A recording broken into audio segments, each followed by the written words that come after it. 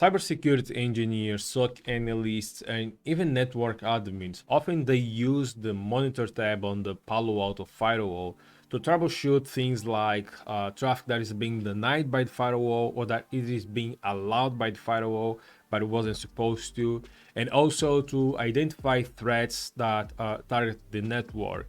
Now, in environments with just a single firewall or two firewalls, it's easy to do, right? You log just to one firewall, look at the logs and whatever you're trying to find, then you go to another firewall. That's something easy to do. But in environments where you have 5, 10 firewalls, it just becomes time consuming to log into each firewall and trying to make sense of the logs. An option would be probably to use Panorama, the centralized management server that allows you to manage different Palo Alto firewalls just from a single place, and then you would be able to look at the logs from these different firewalls. But in cases where you have multiple firewalls and also from different vendors, that can be something challenging. Now, an alternative might be to use a centralized log server. So for example, if you have firewall 1, you have firewall 2, and you have firewall 3, okay? And if you have all of these firewalls sending their logs to a centralized log server, okay, it will be easier to look at the logs to monitor the network without having to log into each of these different firewalls. And they can be all Palo Alto firewalls or from a different vendor. And this is what we're going to see in this video. We're going to see how to install Splunk. Okay, this is a SIEM server or a SIEM log server that is going to collect all these logs, but we're just going to use a single firewall, and that's going to be enough to give you an example of how to integrate Palo Alto Firewall with Splunk. Okay, in this topology, we're going to install Splunk on the same network, on the management network. So we're going to install this on Ubuntu server. So this is where we're going to install Splunk. So essentially the firewall is going to send the logs to Splunk, okay? Whenever traffic coming from these clients, okay, they're going to the firewall send the log to Splunk, and then we'll be able to not only see the logs on the firewall, but also on Splunk. Now to install Splunk, first we have to download. So let's go to Splunk website. So just search on Google, and then you're going to Trials and Downloads. And you're going to select the Splunk Enterprise for free. Now, in order to use it for 60 days, you have to fill your information and create an account. So after creating your account, it might take a couple of hours before Splunk activates your account. Okay, so you might have to wait a little while. In my case, my account is already created and activated. So I'm going to select Linux because we're going to install this on the Linux environment. And I'm going to select the first file .deb. And I'm going to select cop get link. Just going to select everything and then going to paste this on the terminal. So here on the terminal, let's see which directory I am. Silesio. So let's just go to downloads. Okay, it's empty. Now I'm going to paste and it's going to start downloading Splunk on this directory. Okay, the download is completed. So now let me extend this a little bit, and we're going to type this command sudo download package -i and Splunk, and then I'm going to the password. Okay, and it's going to start unpacking Splunk. Okay, once this process is completed, we can start Splunk. So we go to the directory opt Splunk bin run this as sudo, so Splunk start and accept license. We're going to provide the admin username. I'm going to type a password for this admin.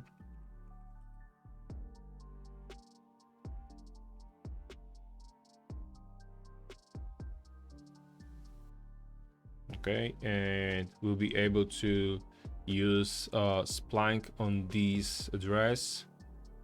Okay, and the process is completed. So now let's go to HTTP 127.0.0.1.8.000, and we should see the initial page. Yes, Splunk, and we're going to log in with the credentials just created. No, don't save. Okay, so next we go to apps, find more apps, and we want to select let's see, Splunk, actually Palo Alto. Just search for Palo Alto, and we want to install the Splunk add-on for Palo Alto networks. We're going to install, and here we have to type the email and the password we use to register on Palo Alto. Okay, the other app that you have to install is Splunk app for Palo Alto network. So once these two apps are installed, next we go to settings, and here on data inputs, we're going to select, okay, on which port and protocol we're going to set the Splunk to receive the logs from the firewall. So we're going to select listen on a UDP port for incoming data. So we're going to add a new, and we're going to select port UDP, and the port number is 514, and we're going to click on next. And here we're going to select the source type to be network and security, and we're going to select PAN firewall, and we're going to select the app context is going to be just going to leave default. Okay, Splunk app, and we're going to review and just submit. Okay, and if we click on start searching, we're not going to see any logs related with the firewall because we haven't configured the firewall to send logs to Splunk at this moment. So now let's go to the firewall and set Splunk as the destination log server. Okay, so here on the firewall, let's go directly to policies, and we're going to add the syslog forward directly on the policy. So we have only a single policy right now. So let's go to actions, and I want to enable log at session start just to have more logs. And we're going to select log forwarding, and we're going to add a new profile. I'm going to name this as log forwarding profile. And here we're going to add the log forwarding profile list. So let's select just the same name, log forwarding profile list. We're going to select actually log forwarding for traffic because I want to send different types of traffic to Splunk. Log type is going to be traffic, and syslog, we're going to add a new syslog profile. That's going to be let's call this a SIEM syslog server, because we can have multiple SIEM syslog servers. And we're going to add, here's going to be Splunk, and Splunk IP address, I believe it's 192.168.43.173. And make sure that the port, the transport and the port number match what we defined on Splunk. So yeah, okay, we can confirm this. And yeah, for traffic, I'm just going to copy this because I want to select at least two types of log traffic, log type. So one is traffic and the other one is going to be threat. I believe that's it. Yep, threat. And syslog, we're going to add Splunk or SIEM syslog server. Okay, and also profile setting, we want to enable the vulnerability protection because we're going to launch an attack just to see if the firewalls can capture this and send this to Splunk as well. Yep, that's going to be enough. Okay, and we're going to commit this. Okay, the changes were committed successfully, so now let's test some traffic from the client. So we're going to test from Linux 5 and we're going to send some web traffic to Linux 6. Okay, first let's validate that we can reach that server. We can.